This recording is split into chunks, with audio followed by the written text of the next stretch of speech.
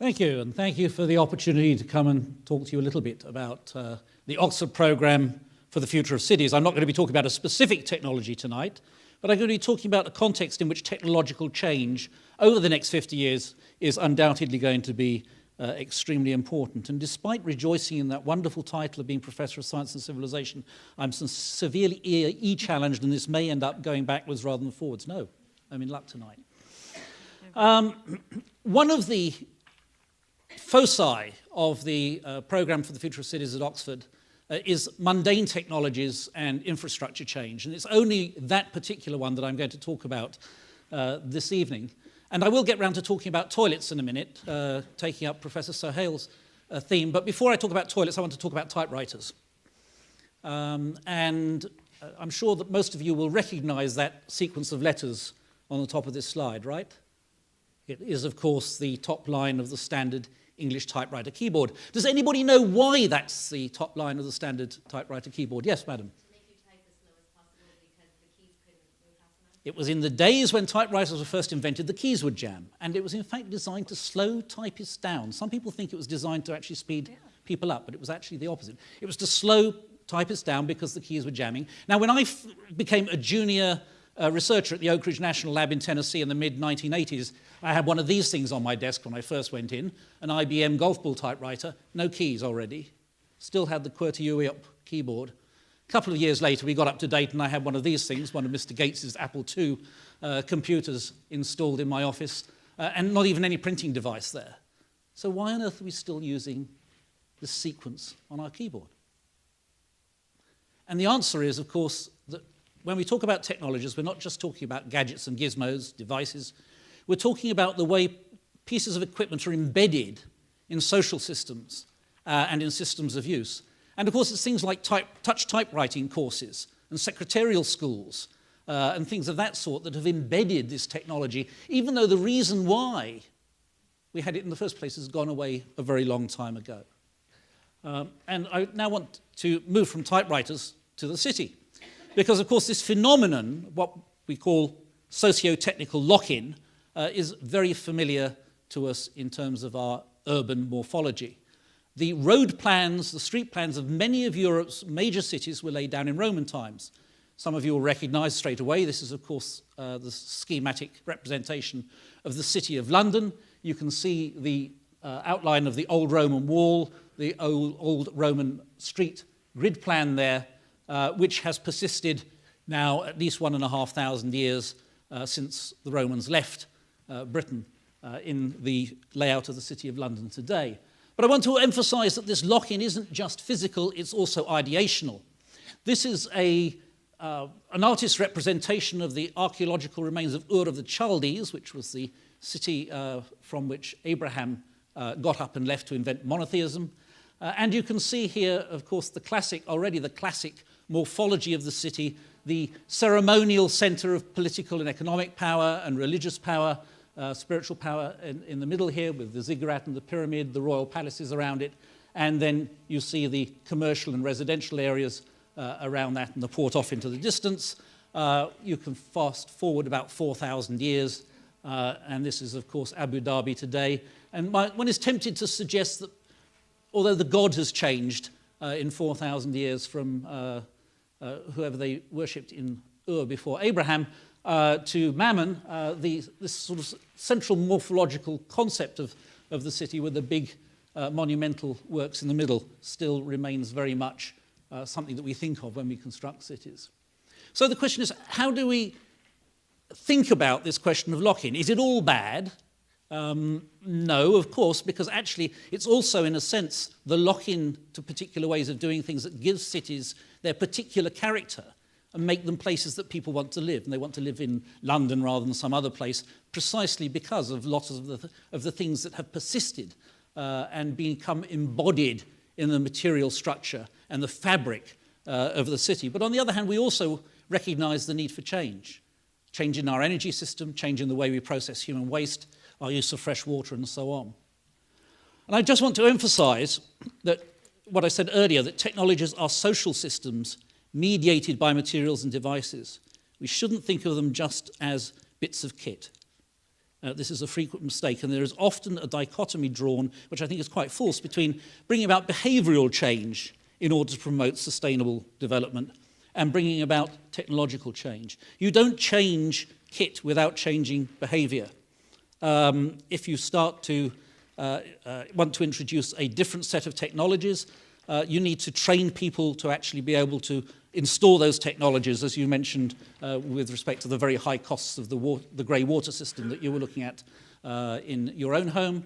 You need to train people to be able to install those, maintain them, so on and so forth, know how to use them. Similarly, if you want to change behaviour, you need to get, when you want to get, for example, more people using public transport, then you have to actually change the kinds of public transport and the way it operates that you're making available to them. So they are really inseparable, these ideas of behaviour and equipment.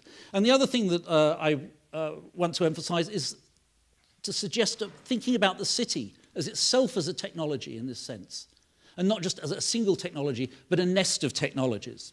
And I'm going to dig down now into that nest and talk about a few of them and the way that they've shaped the city and some thoughts about what the prospects are for change. And of course, this was a very early shaper of the city as we experience it. It's the sailing ship. For millennia, this was the only serious way of moving large, heavy cargoes around the planet. And as a result of that, 23 of the 30 largest cities in the world are built on the coast. And much of the infrastructure of those cities that are built on the coast is either at sea level or it's actually being built on reclaimed land, which is at or below sea level. And that, of course, makes them particularly vulnerable to problems of climatic variability. This is seeming rather dated given today's news. This is actually a scene of the Crescent City, New Orleans, after Hurricane Katrina. Now, I'm sure that Hurricane Sandy will reignite a lot of the debate about whether or not we've had an increase in hurricane intensity and frequency as a result of climate change. As I understand the science, actually there's been a very slight increase in hurricane activity over the last 50 years, but if you go back over 100 years, that trend disappears. And we shouldn't forget that the worst hurricane the US has experienced, at least to date, historically was the Galveston hurricane in the early 20th century. But what actually led to this scenario wasn't increased intensity of storm activity. It was a failure of the technologies which have been put in place to actually protect New Orleans from flooding. It was a failure of the levees system that was in place to do that.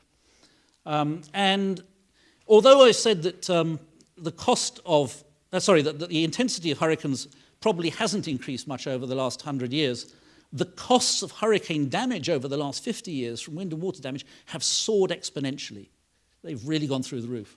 And the reason is actually asset location. Anybody know where this is? It's Miami Beach today, okay? That's Miami Beach today. That's Miami Beach in 1920, okay? Miami Beach today, Miami Beach 1920. What's causing the costs of wind and water damage to go up? It's clearly putting expensive infrastructure, fragile infrastructure in silly places like low-lying barrier islands. And there's an awful lot that can be done with just simple, straightforward things like the adjustment of building codes and the enforcement of building codes. For those of you who remember Hurricane Andrew a few years ago in the US, there was one builder in Homestead, Florida that didn't lose a single roof in Hurricane Andrew. And I'll wager you all know the name of that builder. Anybody want to hazard a guess? It was Habitat for Humanity, the self-build charity that Jimmy Carter heads up for helping poor people to build their own homes. When asked what their secret was, they said, "We don't know, we just built a code."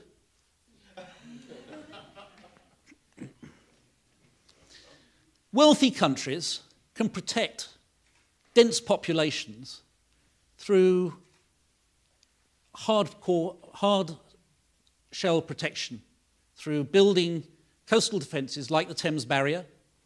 And of course, if you're a wealthy country, you can do this across the Thames, you can do this across the mouths of rivers and places and so on. That's not really an option that's available for people who live on the Sundarbans in the Ganges Delta. it's not available for more diffuse populations, as you can see here. Bangladesh, by the way, is a country that imports rubble. It imports other people's demolished buildings because of the lack of stone for basic construction purposes.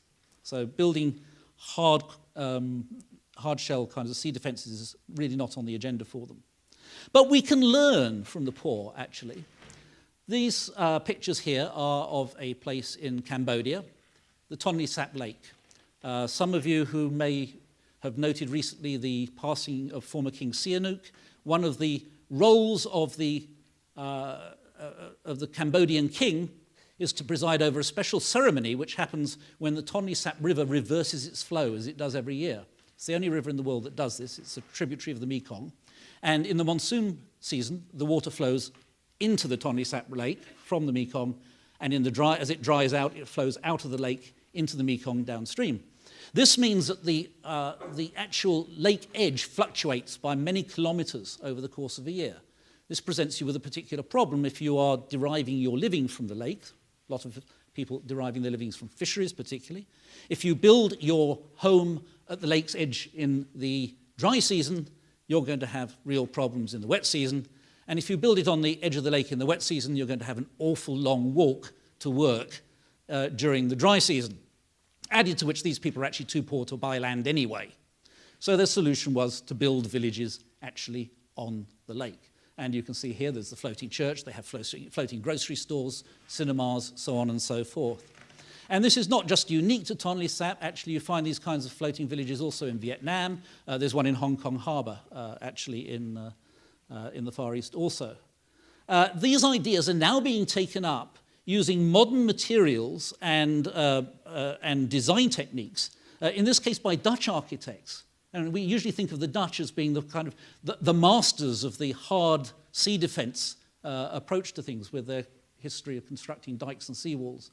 The top picture is actually a house in a village in the Netherlands, which is floating and can move up and down about 3 metres with fluctuations in water level. The lower picture there is an architect engineer's impression of an apartment building. It could be an office complex that could be built that was floating on the water. So thinking about perhaps how do we take modern materials, modern design techniques, and take traditional ideas and transpose them into ways of adapting to deal with the challenges of sustainability. Professor Suhail has already spoken at some length about the challenge of the toilet. It's also a pet topic of mine. Nobody in their right minds, as Professor Suhail has already said, would have deliberately designed a system whereby we purify billions of gallons of water to drinking quality to flush toilets with. This is absolutely nuts. And indeed, nobody did design that system. It came about by accident. It came about when various engineers started putting sewers underground because of problems like the Great Stinks in Paris and London in the 1850s, problems to do with contaminated drinking supply, such as cholera and the famous, this is the Broad Street pump. You can go visit it up the road here in London, where John Snow famously removed the handle of the pump in order to prevent people from drawing water from it because of cholera contamination. And it was really the simultaneous combination of people putting sewers underground and piping in fresh drinking water into the newly emerging industrial cities of the 19th century that were then linked together, almost incidentally, by Thomas Crapper's improvements to the flushing toilet. The flushing toilet had actually been around since the 16th century, but he did the siphon-operated technology here, and linked those two previously separated systems together. Now, Professor Suhail has already explained part of the motivation for moving away from this technology, which is actually trying to help poor people in developing countries to have adequate access to sanitation without committing themselves to this unsustainable way of linking drinking water supply and human waste management. But the interesting thing, I think, for us at the moment is that this impetus also coincides with two other opportunities. One is the increasing amount of construction in semi-arid areas. This is Orange County in the United States, where there actually is a strong incentive for grey water systems and other ways of saving water and perhaps moving away from this piped infrastructure. And of course, we also are all familiar with this kind of picture at the top right there, as you look at it, as we find the existing water infrastructures of our cities decaying. So for once, perhaps, the interests of the wealthy and the poor in the world can be brought to coincide in the development of precisely the kinds of technologies Professor Sohail was talking about. Interestingly enough, in the same year that Thomas Crapper patented his siphon-operated flushing lavatory improvements, the Reverend Henry Mole came up with the Mole's earth closet. Had that technology taken off, we might today be going for a mole instead of going for a crap. But the point is that there are now increasing interest in the kinds of technology that Professor Sohail talked about, but also other kinds of alternative pipeless technologies involving composting and so on and so forth. Another technology I'll just briefly touch on that's done much to shape the city in the last 50 years. This is the lovely Lutyens building, which is the British Embassy in Washington, D.C., where diplomats until 1945 got hardship pay. I lived in Washington, D.C. for 10 years, and I can understand why. It really sucks in the summertime. They stopped getting hardship pay in 1945. You know why? The air conditioner. And by putting the air conditioner in, basically the need for hardship pay went away. Now, it's very interesting that the early manufacturers of air conditioners actually wanted to standardize production. Prior to the air conditioner, it was widely recognized that people, different sorts of people living in different parts of the world, had widely different tolerances of heat and humidity.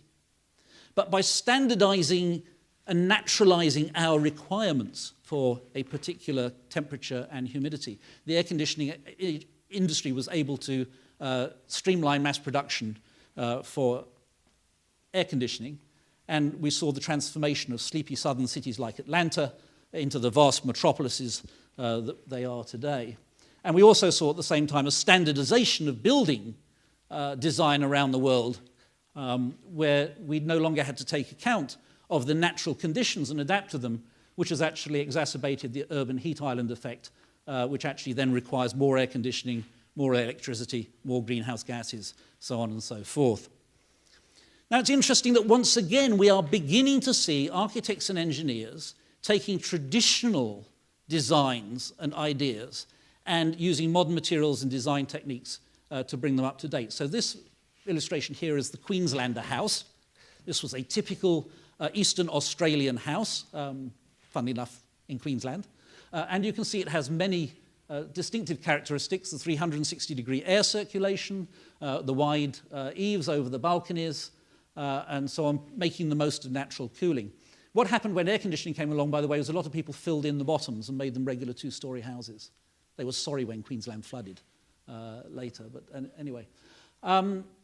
We're now beginning to see, though, architects and engineers taking those design principles, and you can see this building below, which is on the Okanagan campus of the University of British Columbia, where the 360-degree air circulation through an elevated roof is used to provide similar natural cooling to the building. Another example is this one here. This is the wind tower. You find these all over the Middle East, from Morocco to the Yemen.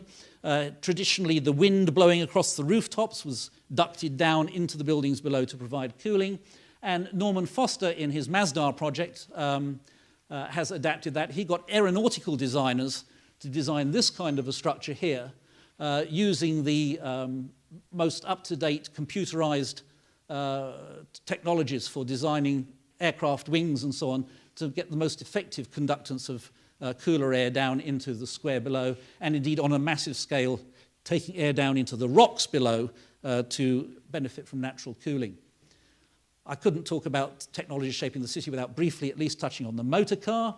In 1896, the Red Flag Act was repealed. This was the act that required in England that any motor vehicle, horseless carriage, had to be preceded by a man carrying a red flag. Incidentally, in the same year, 1896, was the first pedestrian traffic fatality in the history of the world. It happened not far from here in Croydon. A young woman going back from a day's trip out to the Crystal Palace was run over by a French demonstrator model. The Croydon coroner said, and I quote, "This must never be allowed to happen again."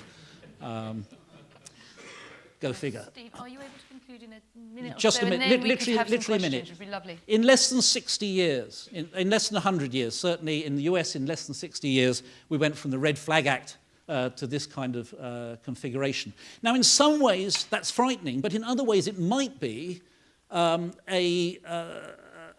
opportunity for a little bit of optimism as well, because it shows that when things are aligned in particular ways, you can actually have very rapid technological change and very rapid infrastructure change. Traffic in London in 1900 went at about 11 miles an hour. Traffic in London in 2000 went at about 11 miles an hour. And another possibility here is we've all heard of the Boris bike. Is the equivalent might be the sort of Boris car or whoever it is that comes up, not the Boris Karloff. But anyway, the idea here is basically you've got driverless vehicles that are moving around the city with computer controlled routes. You would then get out your mobile device and simply say, I want 3 people going to such and such at such a time. The computer would then calculate the deviation from the existing route for one of these things to come and pick you up and take you in relative comfort to where you're going. You don't have to park your car. You can have a few glasses of wine and not worry about getting breathalyzed on the way home. Isn't that a marvelous idea? So there's ways in which here we can see, in a sense, a return almost to the Victorian notion of the cab and the hackney carriage, traditional ideas. I don't have time to talk about the light bulb or about the elevator. But certainly without those innovations which happened in the 1880s and the 1850s, respectively, we would never have seen that. And I say without the flush toilet as well, actually, and the light bulb and the elevator, we would never have seen that. After today, we may not see that again, but I sincerely hope that won't turn out to be the case. Just to briefly mention transitional technologies, it's important that we understand technologies that take us from where we are to where we could be. This one's very important, the oil lamp. Humanity's only ever given up one energy source in its history. Anybody know what it was? Whale oil, exactly. And why? Because you could burn kerosene in the same lamp. So it took you, it was a technology that could take you from one technological configuration to another. Same thing with hybrid cars. I will predict they won't be around in 15 years' time. We only really have the gasoline engine in there because of people's range anxiety. I could tell a similar story with respect to air conditioning and so forth. Finally, greening of buildings.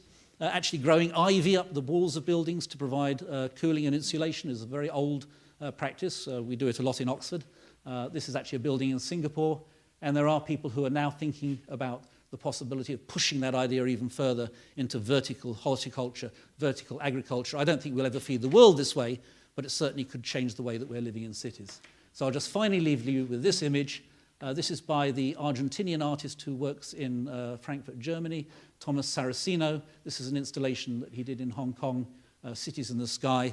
Not, again, because I'm suggesting that we'll be going there anywhere soon, but it does, I think, bring home that thinking about the challenge of sustainability in urban environments isn't just a design problem or a manufacturing problem. It really is a challenge to the human imagination. Thank you very much. What an amazing world tour you took us on in your allotted time. Thank you so much. I should also point out, one of the few things not in your slides there is that Deutsche Bank has created one of the most eco-friendly high-rise buildings in the world when it refurbished its Frankfurt headquarters not so long ago. So 98% of its pre-existing space was recycled, and the result is an 89% reduction in CO2 emissions. I knew all this before I came. And a 74% reduction in water use per year. So beat that or go and have a look at it. Running out of time, but I wonder if we could just, if any questions that arise from that fantastic panoply of things that Steve brought up, perhaps we could take a couple together. You cannot have lost the will to live after that. It was so stimulating. The will to drink is stronger. I think the will to drink may be stronger. And you were the one who brought up the wine. Now, look, now, but someone has resisted. Yes, sir. I'd be interested in knowing why you think the hybrid car concept or production of hybrid cars won't be around in 15 years' time. Yes. Well, because largely the hybrid car is a transitional technology. It's the one that enables us to still have mobility and to be able to rely on gas stations or petrol stations in order to fill the cars up to ensure that we have an adequate long-distance range. On the other hand, we want to have the benefits of an electric car. As plug-in electric vehicles improve and people have more confidence in their range, and also realise that actually most of the time they don't drive that far, that they're going to run out of battery juice. And as batteries improve, as all those things happen, the need for keeping that vestigial gasoline-powered engine in the vehicle will go away for most car uses. Certainly those that are uses within the city or within the urban environment. For other uses going between cities, that's a different, maybe a different situation. And it may well be that we will rely on things like hydrogen fuel cell vehicles for those longer distance transportation. Certainly, we may well be looking at hydrogen fuel cell trucks and buses in the future. But again, I think we will be moving away from the gasoline engine. Yes, Tony. You can come and find me in 10 years' time, 15 years' time, and tell me if I'm wrong. So You come in a hybrid car. So Tony Curzon-Price from Intelligence Squared and Open Democracy. You put a lot of emphasis on lock-in, but I wonder about emphasis on the opposite thing, which is surely at a suitable historical scale, every technology is transitional, and doesn't that apply to the city as well? And what are the developments which would actually make the city obsolete? And aren't we seeing one of them, which is very good non-atom-based transport and communication through transport of information? Just to the contrary, I would argue, in fact, that far from the city becoming redundant or outliving its usefulness, we are living in the middle of the biggest migration in human history. The biggest migration in human history. Over half the world now lives in cities. It's the migration from the countryside to the city. Within 20 years, it'll be 70% of the world's population living in cities. And I think that's terribly exciting because there's all sorts of things you can do when you've got a concentrated population. You have much more creativity, which you don't actually get with the extended networks where you don't have face-to-face interaction that you get with the web. That serves a different purpose, and it can reinforce that face-to-face interaction, but it's terribly important. If you look at any of the works of people like Richard Florida and other authors who've been looking at the way in which cities are centres of creativity, they will all emphasise that it's the density of population, the serendipitous interchanges that people have, meeting with each other, bringing ideas together and so on, that seems to make a city flexible and dynamic. If you compare, for example, and also the presence of higher education institutions seems to be a key factor. And indeed, events like this. Any last question just before we head off? Yes, sir, the red tie. George Latham from Web Asset Management. I was interested in your thoughts about one of the other potential large changes, which is about how we receive our energy supply, in that the institutional lock-in, I suppose, is to have large centralised energy supply, and we've heard from Desertec earlier on this evening, but it's felt over the last 10 years or so as if there's a move towards more decentralised energy supply. Is that another change that you see? I think that's a bit of a pastoral fantasy, personally. Certainly if you take into account the great migration that I just mentioned into the city, the notion that we will have rooftop PV and rooftop windmills that will provide our energy in a decentralized way. That's fine if you're living out in the country in Colorado or even in Somerset or something like that, but it's not going to really work for the city. So I think we are still committed to large central station forms of generation, in fact, of the sort that we heard in respect to the Desertec Foundation. And those kinds of the smart grids that will be necessary to integrate different forms of generation and to be able to ensure that you're storing intermittent sources in the grid and so on are all key factors in that. But I don't see, frankly, a move towards a highly decentralized system in which we could dispense with either large-scale generating projects or the grids that are necessary to distribute their products. Thank you very much. Thank you.